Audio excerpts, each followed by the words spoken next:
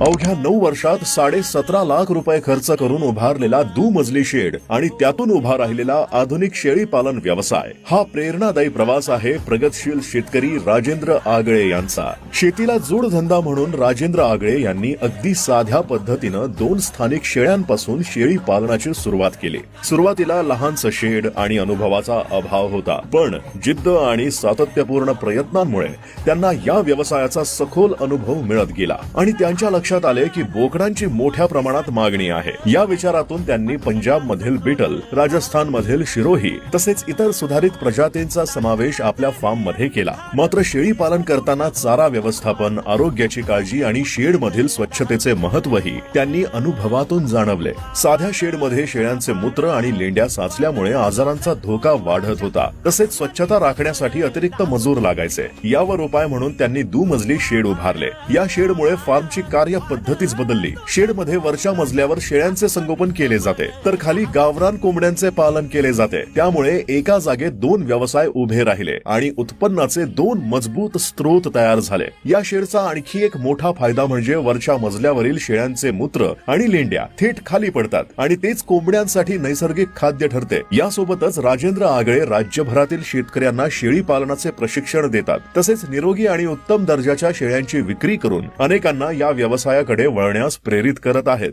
आधुनिक व्यवस्थापन आणि सातत्यपूर्ण मेहनतीच्या जोरावर शेतीपूरक व्यवसायातूनही आर्थिक स्थैर्य मिळवता येतं। याचे जिवंत उदाहरण म्हणजे राजेंद्र आगळे यांचा गोट फार्म।